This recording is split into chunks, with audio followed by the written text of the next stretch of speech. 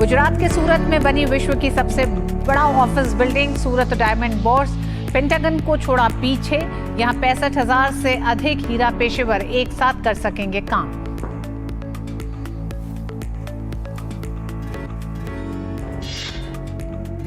जम्मू कश्मीर उद्यमिता विकास संस्थान ने श्रीनगर में 2 दिवसीय स्टार्टअप लीडरशिप शिखर सम्मेलन का किया आयोजन।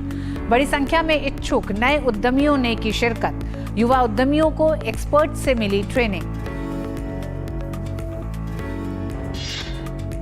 पोलैंड की महिला को इंस्टाग्राम पर चैटिंग करते हुए हुआ भारतीय लड़के से प्यार। 7 समंदर पार पहुंची झारखंड के हजारीबाग। लंबी प्रक्रिया के बाद मिला वीजा।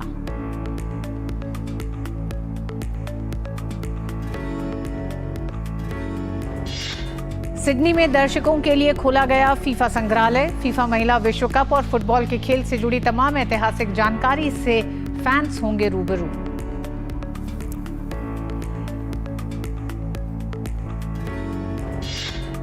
संजय भार्गव के निर्देशन में बनी फिल्म पंचकृति 5 एलिमेंट्स का ट्रेलर रिलीज। भारत में गांव की महक से भरपूर महिलाओं से जुड़ी समस्याओं को उजागर करती है ये फिल्म।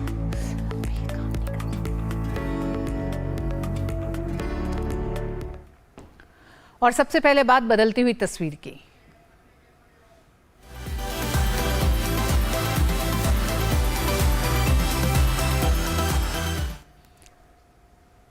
21वीं सदी का भारत कई मामलों में दुनिया के दूसरे देशों को पीछे छोड़ते हुए तेजी से आगे बढ़ रहा है। इसी क्रम में गुजरात के शहर सूरत में नवनिर्मित सूरत डायमंड बोर्स ने अमेरिका के रक्षा विभाग के मुख्यालय भवन पेंटागन को पीछे छोड़ते हुए दुनिया में सबसे बड़े ऑफिस बिल्डिंग का खिताब अपने नाम कर लिया है। नई तकनीक से लैस इस बिल्डिंग में 65,000 से अधिक हीरा पेशेवर एक साथ काम कर सकेंगे। डायमंड सिटी के नाम से पूरी दुनिया में मशहूर सूरत शहर अपनी नई बिल्डिंग सूरत डायमंड बोर्स की वजह से चर्चा में है। अभी तक दुनिया में सबसे बड़ी ऑफिस बिल्डिंग का खिताब अमेरिका के रक्षा विभाग के मुख्यालय भवन पेंटागन के नाम रहा है। इस बिल्डिंग में सबसे ज्यादा कर्मचारी काम करते हैं, लेकिन अब सूरत में 4 साल में तैयार हुए सबसे बड़े डायमंड एक्सचेंज ने अमेरिका के पेंटागन को पीछे छोड़ दिया है और दुनिया की सबसे बड़ी बिल्डिंग बन गई है। इस बिल्डिंग में कुल 9 आइकॉनिक बिल्डिंग है। हर बिल्डिंग का हर फ्लोर कनेक्टेड है। 15 मंजिला इस इमारत में 9 आयताकार संरचनाएं बनी हैं जो एक केंद्र से आपस में जुड़ी हुई हैं। 6.7 मिलियन स्क्वायर फुट में बनी इस विशाल इमारत में 65,000 से अधिक हीरा पेशेवर एक साथ काम कर सकेंगे। सूरत डायमंड बोर्स में 4,700 से अधिक ऑफिस बनाए गए हैं जो छोटे हीरे काटने और पॉलिश करने की कार्यशालाओं के रूप में काम कर सकते हैं। इस इमारत में 131 लिफ्ट है और इसमें हीरे के व्यापार से जुड़े पॉलिशर्स, कटर्स और व्यापारी सभी के लिए सुविधाएं प्रदान की गई हैं। सूरत डायमंड बोर्स जो 6.7 million square foot construction area है, जिसमें 9 tower ground plus 15 story building है, 2 बेसमेंट है। ये सारे के सारे 9 टावर्स है और हर एक फ्लोर पर कनेक्टेड है। तो ये single building, technically it becomes a single building और ये वर्ल्ड का सबसे बड़ा ऑफिस बिल्डिंग है। इसके अंदर हमारे 4,500 से ज्यादा डायमंड ट्रेडिंग की ऑफिसेस है और ग्राउंड फ्लोर पे उस जो ट्रेडिंग फैसिलिटीज के लिए जो अदर फैसिलिटीज रिक्वायर्ड होती है, बैंक्स, फाइनेंशियल इंस्टीट्यूट्स, रेस्टोरेंट्स वगैरह सभी हम लोगों ने ग्राउंड फ्लोर पे प्रोवाइड किया है।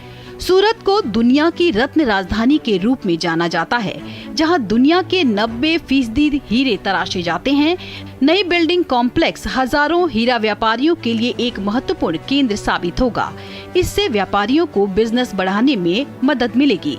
मोर देन 90% डायमंड कट और पॉलिश सूरत में होते हैं। वर्ल्ड वाइड मोर देन 90% जब डायमंड यहाँ पे एक सिटी में कट एंड पॉलिश होते हैं, तो सप्लाई चेन मैनेजमेंट के हिसाब से ट्रेडिंग यूनिट यहाँ पे होना वर्ल्ड इंटरनेशनल डायमंड मार्केट के अंदर ये बहुत बड़ा ट्रेडिंग सेंटर बनेगा। और इससे क्या होगा, सप्लाई चेन मैनेजमेंट, एक स्ट्रॉन्ग सप्लाई चेन मैनेजमेंट यहाँ से होती है कि एक ही कैंपस, एक ही सिटी के अंदर जहाँ पे कट पॉलिश भी हो रहा है, यहाँ पे ट्रेडिंग भी हो रहा है। सूरत डायमंड बोर्स एयरपोर्ट से सिर्फ 5 किलोमीटर दूर है। ऐसे में एयरपोर्ट से मिनटों में पहुंचा जा सकेगा। सूरत डायमंड बोर्स में भोजन, एंटरटेनमेंट के साथ साथ विशाल पार्किंग भी बनाया गया है। सुरक्षा के पुख्ता इंतजाम के लिए चप्पे चप्पे पर CCTV कैमरे लगाए गए हैं। नई बिल्डिंग से हीरा व्यापारियों को बिजनेस बढ़ाने में मदद मिलेगी और काफी बचत भी होगी। सूरत डायमंड बोर्स जो सपने में भी नहीं सोचा है, उतना बड़ा फायदा होने जा रहा है। क्योंकि हम लोग का मेन है एक्सपोर्ट का काम। तो एक्सपोर्ट में क्या होता है, हम लोग इंपोर्ट लाते हैं कोई भी रफ, और यहाँ पे रॉ मटेरियल 95% डायमंड सूरत में हम लोग मैन्युफैक्चरिंग करते हैं, और बाद में वो डायमंड हम लोग लेके जाते हैं अलग अलग राज्यों में और वहां से एक्सपोर्ट करते हैं। तो जो ट्रांसपोर्टेशन का जो भी कॉस्टिंग है वो अभी सूरत डायमंड बुर्स में जो 60,000 प्लस जो कस्टम हाउस बना है उससे कस्टम से एक्सपोर्ट होगा, और हम लोग का जो भी मैन्युफैक्चरिंग सूरत से हो रहा है वही डायमंड हम लोग यहाँ पे सूरत में जो सूरत डायमंड बुर्स है ट्रेडिंग हब, वहां से हम एक्सपोर्ट करेंगे। हमारा जो मेन पावर है 2-3 घंटा हम लोग का जो मुंबई में आने जाने में जो भी लगता है वो सब कम हो जाएगा। हम लोग हमारा पूरा वर्क टीम यहाँ पे ही सूरत में फोकस करेंगे। यहाँ पे इतनी फैसिलिटी ज्यादा है कि हम लोग का जो कस्टम में दिक्कत होती थी थोड़ी बहुत, वो सब अभी शॉर्टफॉल है वो माइनस सब निकाल देंगे। दुनिया के जेम्स कैपिटल के रूप में प्रसिद्ध सूरत की इस इमारत को वन स्टॉप डेस्टिनेशन के रूप में बनाया गया है। हीरे के व्यापार के इस हब में डायमंड बनाने वाली कंपनियों ने बिल्डिंग के निर्माण से पहले ही अपने ऑफिस खरीद लिए हैं। Bureau report, TT news. Article 370 और 35 से हटाए जाने के बाद से जम्मू कश्मीर में तेजी से सिनेमा की वापसी हो रही है। करीब 32 साल बाद घाटी में जब बड़े पर्दे की वापसी हुई तो वहां के लोगों ने भी दिल खोलकर इसका स्वागत किया। पिछले साल श्रीनगर में मल्टीप्लेक्स की शुरुआत के साथ पुलवामा और शोपियां जैसे इलाकों में भी मल्टीप्लेक्स खोले गए, और अब हाल ही में बारामूला में भी बड़े पर्दे की चमक लौटी। तो इसके साथ घाटी में मल्टीप्लेक्स की संख्या अब 4 हो गई है। इसमें बड़ी भूमिका है नई फिल्म पॉलिसी की। अब सिनेमा हॉल बनाने वालों के लिए बैंकों से लोन मिलना आसान हो गया है। साथ ही कैपिटल इन्वेस्टमेंट में 30% की सब्सिडी का प्रावधान भी किया गया, जिसकी ऊपरी सीमा 5 करोड़ तक रखी गई है। डीडी न्यूज संवाददाता रमा त्यागी ने श्रीनगर के मल्टीप्लेक्स आइनॉक्स पहुंची और लोगों से घाटी में सिनेमा की वापसी को लेकर बातचीत की।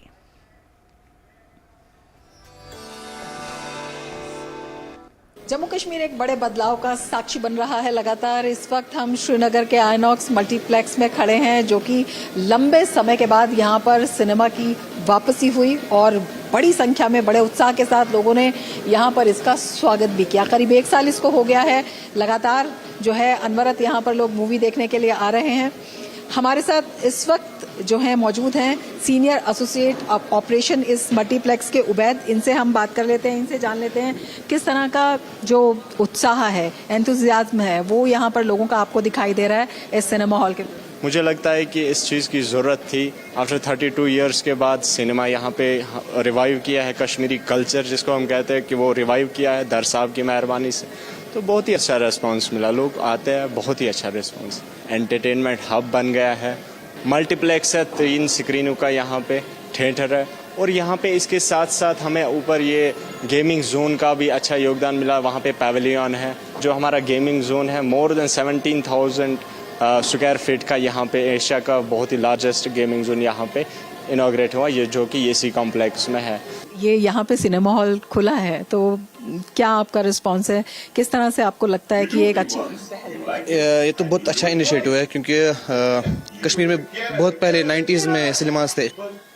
उसके बाद लाइक हमारी जनरेशन ने तो सिनेमा देखा ही नहीं है, पहली बार कि हम लोग सिनेमा आ रहे हैं और like international movies देख पा रहे हैं। It's very great and very thrilling that Kashmir is going to introduce such platforms for our generation. Delhi में, बम्बई में, बेंगलोर में बहुत से सिनेमा हॉल्स होते हैं, लेकिन यहाँ पे अभी हमारे पास एक ही है, तो हमें इसका अहमियत समझ में आती है। In this kind of an atmosphere, we come here, we relax.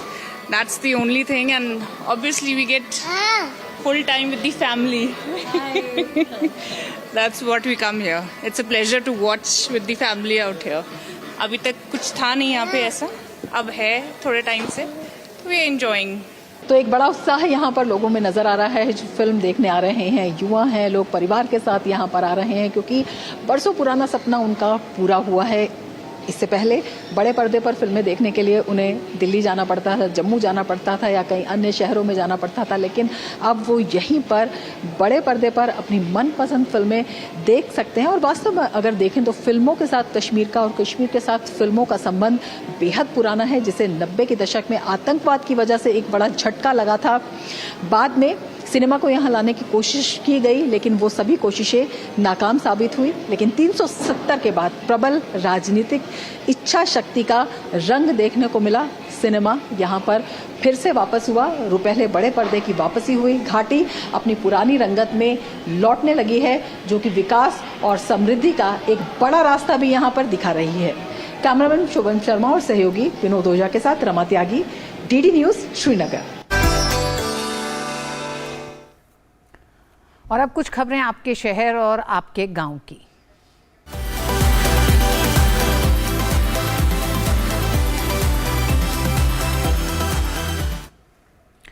Jammu और कश्मीर उद्यमिता विकास संस्थान ने श्रीनगर में 2 दिवसीय स्टार्टअप लीडरशिप शिखर सम्मेलन का आयोजन किया। इस स्टार्टअप शिखर सम्मेलन का मकसद उभरते एंटरप्रेन्योर, इंडस्ट्री एक्सपर्ट्स, इन्वेस्टर्स को एक साथ लाना था। इस सम्मेलन में बेकरी से लेकर फूलों का बिजनेस करने वाले युवाओं ने अपने उत्पादों की प्रदर्शनी भी लगाई और बिजनेस के गुर भी सीखे। जम्मू और कश्मीर में उद्यमिता विकास को प्रभावी ढंग से सक्षम करने के लिए मार्च 1997 में जम्मू और कश्मीर सरकार द्वारा JKEDI यानी जम्मू कश्मीर उद्यमिता विकास संस्थान की स्थापना की गई। संस्थान ने फरवरी 2004 से अपनी नियमित गतिविधियां शुरू की और खुद को जम्मू कश्मीर और लद्दाख में अत्याधुनिक क्षेत्रीय केंद्रों के साथ एक उत्कृष्ट शिक्षण केंद्र के रूप में स्थापित किया है। यहाँ 2 दिवसीय स्टार्टअप लीडरशिप शिखर सम्मेलन का आयोजन किया गया है, जिसमें बड़ी संख्या में इच्छुक नए उद्यमी पहुंचे। इस पहल का उद्देश्य इच्छुक उद्यमियों को आवश्यक संसाधन के साथ मार्गदर्शन और सलाह प्रदान करके कश्मीर में एक जीवंत उद्यमशीलता का इकोसिस्टम बनाना है। ये शिखर सम्मेलन स्टार्टअप यात्रा को बढ़ावा देगा। नौसिखियों को भी इस तरह के आयोजन से स्टार्टअप के लिए उपलब्ध योजनाओं और सीखने के बारे में जानकारी मिलेगी। मेरा जो वेंचर है 2006 से शुरू हुआ है। EDI से ही शुरुआत हुई है। जो इस वक्त EDI ट्रेनिंग प्रोग्राम्स प्रोवाइड कराते थे, तो उस टाइम मैंने भी 10 डेज़ का ट्रेनिंग प्रोग्राम लिया है कमर्शियल फ्लोरिकल्चर पर। और उसके बाद हमने शुरू किया था साथ साथ में एरोमेटिक एंड मेडिसिनल। तो उसके बाद हमारी प्राइमरी प्रोसेसिंग वगैरह, तो हम अभी थोड़ा बहुत वैल्यू एडिशन और fresh flowers plus cut flowers ये सब करते हैं। तो जो आज समिट यहाँ पर है, तो ये एक प्लेटफॉर्म है एंटरप्रेन्योर्स के लिए और स्टार्टअप्स के लिए। एक अच्छा प्लेटफॉर्म है ताकि एंटरप्रेन्योर्स अपने आप को उनको एक प्लेटफॉर्म मिल जाए अपने आप को शोकेस करने का और अपने प्रोडक्ट्स को शोकेस करने का। दूसरा जो नए स्टार्टअप्स है उनको एक बूस्ट मिल जाएगा।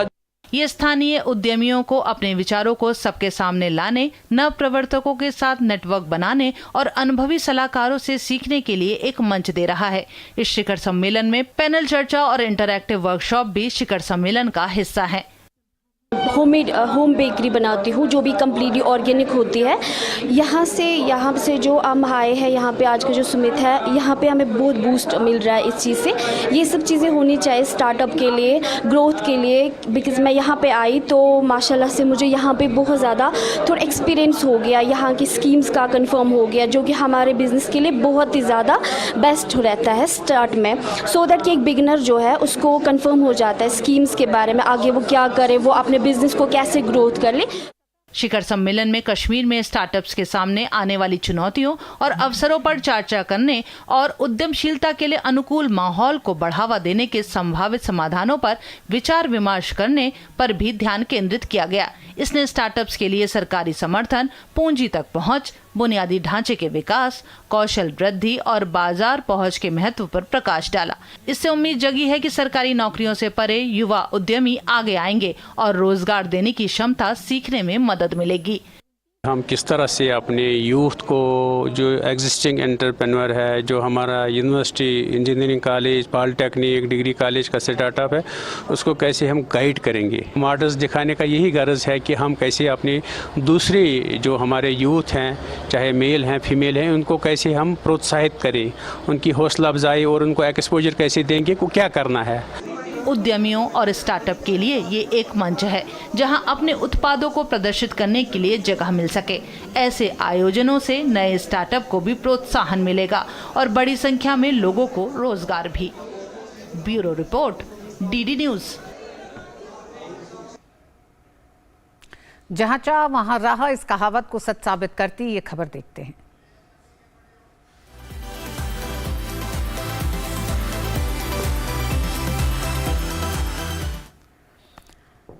झारखंड के एक युवक के साथ इंस्टाग्राम पर चैटिंग करते हुए पोलैंड की एक महिला को प्यार हो गया। महिला इस कदर मोहब्बत कर बैठी कि वो अपनी 6 साल की बेटी के साथ 7 समंदर पार उसके घर झारखंड के हजारीबाग पहुंच गई। महिला का नाम पोलाक बारबरा है, जो इन दिनों हजारीबाग जिले के निवासी मोहम्मद शादाब के घर में रह रही हैं। बारबरा और शादाब दोनों एक दूसरे से शादी करना चाहते हैं। बारबरा का अपने पति से तलाक हो चुका है। वह चाहती है कि शादाब उससे शादी कर उसके साथ पोलैंड में सेटल हो जाए। इंस्टाग्राम पर दोनों की दोस्ती 2021 में हुई थी। चैटिंग करते हुए दोनों एक दूसरे से मोहब्बत करने लगे। बारबरा ने भारत आने के लिए वीज़ा अप्लाई किया, जिसमें काफ़ी वक्त लगा। वीज़ा मिलते ही वह हजारीबाग पहुंची। भारत आकर ये महिला बहुत खुश है। Yes, very good vegetables, very good fruits, fantastic, very sweet. India, beautiful country, beautiful place, fantastic, fantastic. वहीं हजारीबाग के मोहम्मद शादाब अपनी प्रेमिका के साथ पूरा जीवन बिताना चाहते हैं। मजे की बात यह है कि जिस इंस्टाग्राम पर इन्हें प्यार हुआ, उसी से दूर रहने और कुछ काम करने की सलाह पोलाक बारबरा ने दिया है। हम लोग एज अ फ्रेंडशिप पहले दोस्ती हुई, उसके बाद कन्वर्सेशन हम लोग का कंटिन्यू रहा। फिर मैंने लाइव आता था तो देखती थी, जैसे मैं लाइव पे बैठता था उसको अच्छा नहीं लगता था। सोचता इतना मतलब बंदे के पास इतना टाइम कैसे है, हर दिन सिर्फ इंस्टाग्राम और लाइव रहता है, मतलब कुछ करता है कि नहीं करता है। तो मुझे मतलब उस चीज़ में मुझे वहाँ से निकाली किसी तरह, बोलती है कि इतना टाइम उसमें मत दो, अगर इसमें इतना ज़्यादा टाइम दे रहे हो इससे अच्छा तुम कुछ करो, उसमें तुम्हारा बेनिफिट होगा, मतलब जैसे अपना पढ़ाई करो या कुछ ऐसा काम करो। तो उसने मुझे बहुत ही गाइड की है, हर तरह का सपोर्ट की है और मैं उसका शुक्रगुजार हूँ। सोशल मीडिया किस तरह से लोगों की जिंदगियों को बदल भी देता है। फिलहाल वक्त एक छोटे से ब्रेक का। दिन भर की सुर्खियों से अलग खबरों की दुनिया और भी है। खबरें जो आपको दे नया नजरिया, खबरें जिसमें दिखे समाज की परछाई, ऐसी खबरें जो कहती हैं न्यू इंडिया की कहानी, खबरें जो है अनछुई, कुछ खट्टी कुछ मीठी, हम लाते हैं आपके लिए ढूंढकर। खबर हटकर सोमवार से शुक्रवार सिर्फ डीडी न्यूज पर।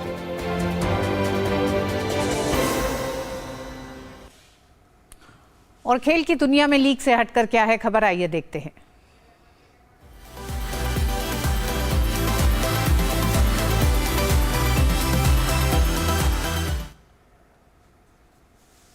ऑस्ट्रेलिया और न्यूजीलैंड में आयोजित हो रहे फीफा महिला विश्व कप में जहां एक ओर दर्शकों को 32 टीमों के बीच जोरदार भिड़ंत देखने को मिलेगी, वहीं दूसरी ओर सिडनी में फीफा संग्रहालय को भी दर्शकों के लिए खोल दिया गया है, जो न केवल उनके लिए मनोरंजन का केंद्र होगा बल्कि लोगों को फीफा महिला विश्व कप से जुड़ी तमाम बातों को भी समझने का मौका मिलेगा। और न्यूजीलैंड रम चुके हैं फीफा महिला विश्व कप के रंग में। एक तरफ जहां 32 टीमें खिताब के लिए एक दूसरे को चुनौती देती दिख रही हैं, तो वहीं दूसरी ओर सिडनी में फीफा संग्रहालय फैंस के लिए खोल दिया गया है, जिसका मकसद लोगों को फुटबॉल के खेल से जुड़ी तमाम ऐतिहासिक बातों से रूबरू कराना है। दरअसल इस संग्रहालय में उन बातों को सामने रखा गया है कि आखिर किन किन अड़चनों को दूर करके फीफा महिला विश्व कप की तस्वीर को सामने रखा गया। हम यहाँ पर बहुत अच्छी कहानी बता रहे हैं। हम यहाँ पर लोगों को इस बात की जानकारी दे रहे हैं कि आखिरकार ये सपना कैसे पूरा हुआ, हम अब कहाँ हैं, वह क्या माइलस्टोन्स थे जिन्होंने सब कुछ बदल कर रख दिया। हमें गर्व है और हमें उम्मीद है कि आने वाले दिनों में यहाँ कई परिवार और बच्चे आएंगे। फीफा महिला विश्व कप का ये 9वां संस्करण है जो 20 अगस्त तक चलेगा। ऐसे में स्पोर्ट्स गवर्निंग बॉडी को उम्मीद है कि 2 अरब के करीब लोग इस संग्रहालय में आएंगे, जो न केवल फीफा महिला विश्व कप की रौनक को बढ़ाएगा बल्कि लोगों को फुटबॉल के खेल से जुड़ी तमाम बारीकियों को भी बताने में मदद करेगा। वैसे टूर्नामेंट की बात करें तो अमेरिका 2 बार का चैंपियन रहा है और इस बार टीम ई ग्रुप में है और टीम पर तीसरी बार खिताब जीतने का दबाव होगा। अमेरिका ने साल 2015 और 2019 में फुटबॉल महिला विश्व कप जीता था। नॉकआउट स्तर पर 5 अगस्त से 8 अगस्त तक मैच खेले जाएंगे। प्रतियोगिता में क्वार्टर फाइनल मुकाबला 11 और 12 अगस्त को आयोजित होगा, जबकि सेमीफाइनल मुकाबला 15 और 16 अगस्त को खेले जाएंगे। तीसरे स्थान का प्लेऑफ 19 अगस्त को खेला जाएगा, जबकि खिताबी मुकाबला 20 अगस्त को सिडनी के ओलंपिक स्टेडियम में आयोजित होगा। Bureau report, DD news. और अब वक्त है बाइस्कोप की बातों का।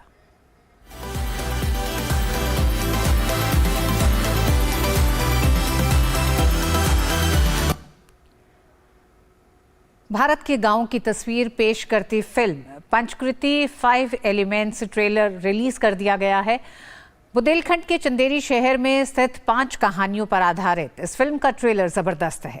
फिल्म डायरेक्टर ने ग्रामीण भारत को उसके सच्चे स्वरूप को दिखाने की कोशिश की है। ये फिल्म 4 अगस्त को सिनेमाघरों में रिलीज की जाएगी।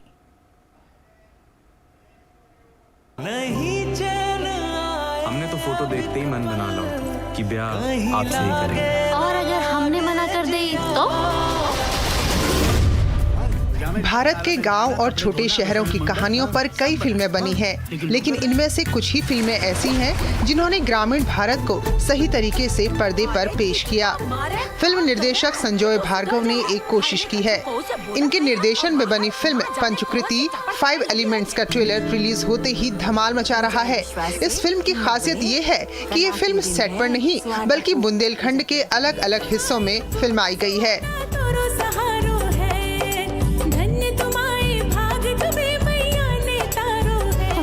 पीछे कोई है, पीछे मुड़ के मत देखियो, नहीं तो सुवाता को साया पीछे लग जाए। तू कौन है मोरी? असली लोकेशन की शूटिंग करने के पीछे मकसद भी यही है कि दर्शक असल ग्रामीण परिवेश से रूबरू हो सकें। सेट पर बनी फिल्म कभी सच्ची या रियल नहीं लगती। निर्देशक की कोशिश है कि जब दर्शक किसी शहर या गांव को फिल्म में देखें तो उन्हें लगना चाहिए कि वे खुद उस इलाके में पहुंच गए हैं। फिल्म में 5 कहानियां हैं जो चंदेरी कस्बे में फिल्माई गई हैं। चंदेरी एक छोटा सा शहर है जो हमेशा से अपने ऐतिहासिक स्तंभों के लिए जाना जाता है। भव्य जैन मंदिरों के अलावा चंदेरी अपनी प्राकृतिक सौंदर्य के लिए भी प्रसिद्ध है। चंदेरी चारों तरफ से खूबसूरत पहाड़ों से घिरा है और ये सारी चीजें इस शहर की खूबसूरती में इजाफा करती हैं। दर्शक अलग कहानियों से चंदेरी के अलग अलग रूपों से रूबरू हो पाएंगे। इस छोटे से शहर में बहुत सारी अनोखी चीजें हैं जो फिल्म में देखने को मिलेगी। इसकी झलक हमें ट्रेलर में भी दिखाई दे रही है। पंचकृति 5 एलिमेंट्स एक महिला प्रधान फिल्म है जो महिलाओं से जुड़ी समस्याओं को उजागर करती है। ये फिल्म भारत के कई महत्वपूर्ण अभियान जैसे बेटी बचाओ बेटी पढ़ाओ, स्वच्छ भारत अभियान के बारे में भी जागरूकता पैदा करती है।